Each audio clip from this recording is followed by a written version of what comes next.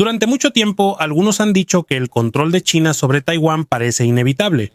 Pero recientemente sucedió algo que pareció sacudir el panorama. Un barco entró en el estrecho de Taiwán y envió un mensaje claro. No venía de Taiwán, venía de otro país en el Indo-Pacífico que ha tenido una relación tensa con China durante mucho tiempo. Japón entró en escena, y no fue una entrada silenciosa. El 17 de abril salió la noticia de que un buque de guerra japonés tomó una medida que China no esperaba. Después de casi 40 días de ejercicios militares de China alrededor del estrecho de Taiwán, llegó una respuesta. Japón envió el JS Ikazuchi, uno de sus destructores más capaces, directamente al mismo estrecho. No solo pasó rápidamente por ahí, se quedó allí durante unas 14 horas y después simplemente se fue, sin obstáculos, sin confrontación directa. Y sobre todo, China no hizo nada para detenerlo, no porque no tuvieran la capacidad, sino porque en este tipo de situación, cada movimiento implica un riesgo. Este tipo de acciones no solo se trata de poder militar, sino del mensaje que se envía. Y el mensaje de Japón es claro. Ya no es como antes que solo se quedaban callados al margen. Antes de que veamos el impacto más amplio de esto, hay algo que debemos entender: el propio barco. Pero antes de que empecemos, no olvides darle like a este video. Eso significa mucho para nosotros los creadores de contenido. Muchas gracias y ahora vamos a empezar. El JS Ikazuchi no es un buque de guerra ordinario. Entró en servicio en marzo de 2001. Puede alcanzar una velocidad de aproximadamente 30 nudos o unos 35 millas por hora. Pero la velocidad no es lo más importante aquí. Su verdadera fuerza está en las armas. Tiene un cañón naval de 76 milímetros y dos Phalanx CIWS que pueden disparar hasta 4.500 disparos por minuto. Está diseñado para detener amenazas entrantes en solo unos segundos. Además de eso, lleva 8 misiles antibuque, sistemas de torpedos y un sistema de lanzamiento vertical para misiles superficie-aire. Eso significa que puede atacar tanto en el mar como en el aire, y lo más importante, puede defenderse a sí mismo en combate real. Por eso no es simplemente un barco que se puede bloquear fácilmente, y esa es la razón por la que su presencia en el estrecho de Taiwán no es solo un simple paso, es una señal. Un recordatorio de que en esta región no solo un país tiene la capacidad de mostrar fuerza. En caso de que intenten bloquearlo, el JS Ikazuchi está preparado para casi cualquier tipo de amenaza. Pero eso no significa que China vaya a actuar así nada más. En una situación como esta, cada decisión conlleva un riesgo. ¿Dónde prefieren los países no reaccionar en lugar de escalar la situación? Tampoco es la primera vez que Japón envía un mensaje como este. En septiembre de 2024, por primera vez en mucho tiempo, Japón envió un buque de guerra por el estrecho de Taiwán, el JS Sazanami. A esto le siguió en 2025 cuando dos barcos más de la Fuerza Marítima de Autodefensa de Japón pasaron por la misma ruta. Y ahora, en el acontecimiento más reciente, otro destructor entró bajo el nuevo liderazgo de Sanae Takaichi. Esto significa que no es una acción aislada. Parece ser parte de una dirección más clara de Japón. Están más dispuestos a mostrar presencia en la región. Por otro lado, China ha estado fortaleciendo su marina desde hace tiempo. Según las estimaciones, esta ya es una de las más grandes del mundo en cuanto al número de barcos. Tiene la capacidad de desplegar grandes flotas y cuenta con suficientes recursos para mostrar su poder en el Indo-Pacífico. El objetivo de este tipo de fortalecimiento es convertirse en la fuerza dominante en la región, que con solo su presencia sea suficiente para disuadir a otros países. Pero lo que pasó aquí es que todavía hay otros países dispuestos a operar en áreas sensibles para China, y aquí es donde entra la parte más complicada. El estrecho de Taiwán no es solo una simple vía de paso, es un lugar con gran importancia política y estratégica. Por eso, cada vez que un barco pasa por aquí, lleva un mensaje. En esta ocasión, China eligió reaccionar a nivel diplomático. Emitieron un comunicado, condenaron la acción y enfatizaron su posición en la región. No es una respuesta dramática, pero tampoco es una muestra de debilidad. En este juego de la geopolítica, a veces el movimiento más fuerte es elegir no actuar de inmediato. Y mientras continúan estos incidentes, pues se vuelve más claro que es que el Indo-Pacífico es una región donde no solo un país dicta los movimientos, es un tablero de ajedrez donde cada movimiento tiene significado, incluso si nadie dispara. Según el informe de Arab News, el portavoz de China, Guo Yakun, emitió una declaración sobre lo sucedido. Él calificó la entrada del buque de guerra japonés en el estrecho de Taiwán como una demostración de fuerza, y según él, esto es un error tras otro que, según dice, amenaza la soberanía de China. Este tipo de declaración ya no es nueva. En cada incidente como este, ambos lados tienen su propia versión de la historia. Para China, estos movimientos son una provocación. Para otros países, esto es una demostración de libertad de navegación, el derecho de pasar por aguas internacionales. En otro informe de Nippon.com, China también dijo que lo que hizo Japón afecta la paz y la estabilidad del estrecho de Taiwán, y además advirtió que hay una línea roja que supuestamente no debe cruzarse. Pero a pesar de las palabras fuertes, hasta ahí llegó la respuesta. No hubo respuesta militar directa, no hubo interceptación, no hubo escalada en el mar. China solo dijo que monitorearon el movimiento del barco, y en este tipo de situación ese es precisamente el punto. No toda falta de acción es debilidad. A veces esto es parte de una estrategia más grande, evitar una tensión mayor. Mientras tanto, incluso antes de que esto sucediera, China ya estaba activa en la región. Durante unos 40 días desde marzo hasta abril, realizaron grandes ejercicios militares alrededor de Taiwán. Esto incluye la simulación de un bloqueo naval, un escenario en el que se podría aislar la isla. En diciembre de 2025 hubo otra serie de ejercicios llamados Misión de Justicia 2025. Aquí, la Marina, la Fuerza Aérea y la Fuerza de Cohetes de China actuaron al mismo tiempo. La simulación incluyó la toma de ubicaciones estratégicas, y esto sucedió después de que Estados Unidos aprobara un gran paquete de armas para Taiwán que alcanza casi los $11,000 millones. Eso significa que no solo dos países están involucrados en el panorama más amplio, es más grande y más complicado. Al final, el estrecho de Taiwán no es solo un simple lugar en el mapa, es un centro de tensión donde cada movimiento, aunque no haya disparos, tiene un efecto. Y mientras continúan estos acontecimientos, se vuelve más claro que la lucha aquí no solo se trata de la fuerza de las armas, sino de quién puede controlar la narrativa. No solo Taiwán es el centro de tensión, también Japón está experimentando presión por parte de China. En febrero hubo un incidente que mostró cómo se mueven los dos países mediante acciones de menor escala pero delicadas. Más de 20 barcos pesqueros chinos entraron en la zona económica exclusiva de Japón. La CE es una parte del mar que se extiende hasta 200 millas náuticas desde la costa, donde el país tiene derechos sobre los recursos naturales. A simple vista parece una simple zona de pesca, pero en situaciones como esta rara vez hay movimientos simples. Este tipo de incursión suele llevar un mensaje, una forma de mostrar que pueden llegar a las aguas controladas por otro país. Y tampoco es una flota ordinaria. Hay ocasiones en que estos barcos no solo se usan para pescar, sino también para observar, monitorear y mostrar presencia. Pero Japón respondió rápidamente. Enviaron patrulleras y helicópteros militares, y usando cañones de agua y la presencia de unidades armadas, obligaron a los barcos a retirarse. Una señal clara de que hay límites a lo que se puede hacer en su CE. Aquí se ve el contraste. En una situación hay una respuesta inmediata. En la otra, los movimientos son más controlados y cuidadosos. Cuando se trata de la CE, la aplicación de la ley es más directa.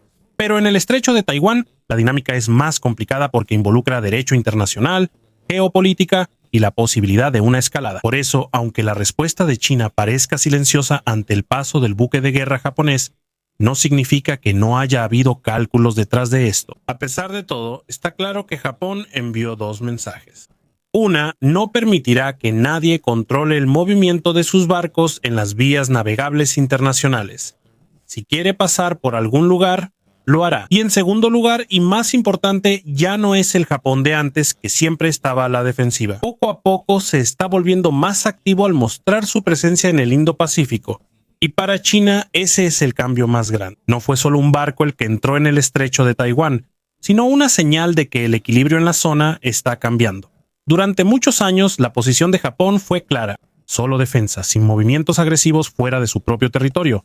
Tiene fuerzas militares, pero están enfocadas en la autodefensa. No suele enviar buques de guerra a zonas sensibles, especialmente en aguas con tensión, pero eso ha ido cambiando poco a poco. En las últimas 2 décadas ha habido un cambio claro en la dirección de Japón, y esto empezó a ser más visible en 2015 bajo Shinzo Abe, se aprobaron nuevas leyes. El objetivo era ampliar la interpretación de la Constitución de Japón.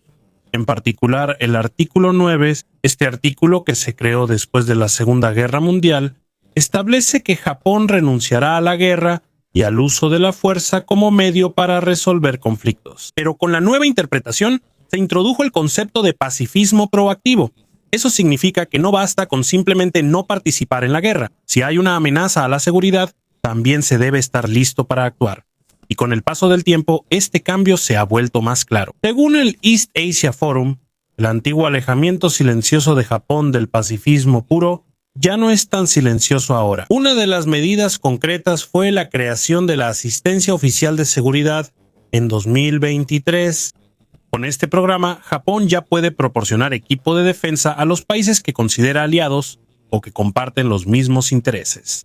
En el primer año se asignaron casi 12.5 millones de dólares. Al año siguiente, esta cantidad aumentó a 31.2 millones. Y en 2025 llegó a 44.3 millones. No es una cantidad grande en comparación con otras potencias militares. Pero lo importante es que la tendencia va en aumento. La inversión está creciendo y la mayoría de la ayuda va a los países situados junto a rutas críticas. Rutas importantes para el comercio y la seguridad de Japón. Y aquí es donde la situación se vuelve más interesante, porque estas mismas rutas también son importantes para China. Así que desde la perspectiva de Pekín, estos pasos no son solo una simple cooperación, es un cambio en el equilibrio de poder en la región. Y para Japón esto es una señal clara, que ya no es suficiente quedarse callado al margen. Japón anunció que su presupuesto de OSA para el año 2026 alcanzará aproximadamente 116 millones de dólares. Esto es más del doble de lo que gastaron en 2025. Sí. No es un salto repentino, pero la dirección es clara. Poco a poco la inversión está aumentando. Poco a poco el papel de Japón en la región se está ampliando. Esto comienza con pasos más pequeños. Brindar asistencia militar a países con los mismos intereses y mostrar presencia en lugares sensibles como el estrecho de Taiwán. Pero cuando juntas todo esto surge un panorama más amplio. Ya no es el Japón de antes que siempre estaba al margen. Ahora está listo para actuar y para China no se trata solo de poder militar. El problema es más complicado. Porque Japón no es solo un país. Es una cadena de islas que tiene un gran impacto en la geografía de la región. Desde la isla principal hasta las islas más pequeñas, su posición se extiende por el mar de China Oriental y el mar de Filipinas. Y si es necesario, también tiene acceso a las rutas que van hacia el mar del sur de China. En un escenario hipotético, en caso de que haya un conflicto en Taiwán, la situación ideal para China sería poder actuar sin obstáculos de otros países. Pero en la realidad es difícil que esto suceda. Para llegar al Pacífico más amplio, los barcos y submarinos tienen que pasar por pasos estratégicos. Y aquí es donde entra Japón. Existe un concepto conocido como la primera cadena de islas. Es una línea de islas que se extiende desde Japón hasta Taiwán. Incluye lugares como Okinawa y las Islas Senkaku. Aunque algunas de estas islas son pequeñas, su ubicación es importante. Por ejemplo, están cerca del estrecho de Miyako. Es una ruta principal hacia el Pacífico, donde los barcos tienen que pasar para salir a aguas más abiertas. Y no solo eso, también forman parte de la cadena de las islas Ryukyu, incluyendo Miyako y Yaeyama. Cuando se juntan, se convierten en una especie de barrera natural. No es una pared literal, pero es una serie de posiciones estratégicas desde las que se puede vigilar el movimiento en el mar. Y esa es la razón por la que Japón es importante en el panorama más amplio. No es solo un país que muestra fuerza. Es una ubicación que puede cambiar el movimiento de toda la región. Se puede ver de inmediato por qué Japón es importante en la ecuación. Si hay un conflicto en Taiwán, no solo se trata de Taiwán, todo su entorno está involucrado. Para China es importante evitar la entrada de otros países, especialmente de Estados Unidos. Pero eso no es fácil si Japón tiene presencia en los pasos críticos. Uno de los más importantes es el estrecho de Miyako. Es una de las rutas principales hacia el Pacífico. Si Japón puede vigilar esto, los barcos chinos tendrán dificultades para salir o moverse libremente. Por otro lado, China también tiene opciones. Intentar controlar estos pasos. Según el South China Morning Post, China podría usar esta estrategia para presionar la cadena de islas de Japón. Pero no es una solución sencilla. Si China se enfoca en un bloqueo, dividirá su atención y recursos, y mientras está ocupada en un lugar puede haber otras áreas que no pueda vigilar. Además, Japón no aceptará fácilmente este tipo de movimientos alrededor de su propio territorio. Si eso sucede, es probable que también muestre su propia fuerza mediante barcos y posiblemente incluso poder aéreo desde las islas. Y hay otro factor importante. Okinawa no es solo una isla cualquiera, es uno de los lugares más importantes de cooperación entre Japón y Estados Unidos. Aquí hay grandes bases militares y miles de efectivos de distintas ramas de las Fuerzas Armadas de Estados Unidos. Eso significa que cualquier acción directa en este lugar tiene un impacto más amplio. Es posible que otros países se vean involucrados, y ahí es donde la situación se vuelve más peligrosa. Por otro lado, Japón también lleva mucho tiempo preparándose. Aunque no fue agresivo en el pasado, poco a poco está fortaleciendo su capacidad. Tiene una flota moderna de destructores, incluyendo barcos como el JS Ikazuchi. Pero más allá de eso, tiene portahelicópteros como el JS Izumo y el JS Kaga. Estos ya han sido mejorados para poder transportar aviones F-35B. Son jets que pueden despegar incluso en pistas cortas. Cuando se combinan el poder aéreo y la flota naval, las operaciones de Japón en el mar y el aire se vuelven más flexibles, aunque no sea la más grande en cuanto al número de barcos, pero con la combinación de tecnología, ubicación y coordinación, se convierte en una fuerza importante en la región. Y al final, eso es lo más importante. No solo se trata de la cantidad de armas, sino de cómo y dónde las usas. Como mínimo, Japón tiene la capacidad de vigilar rutas críticas como el estrecho de Miyako si es necesario.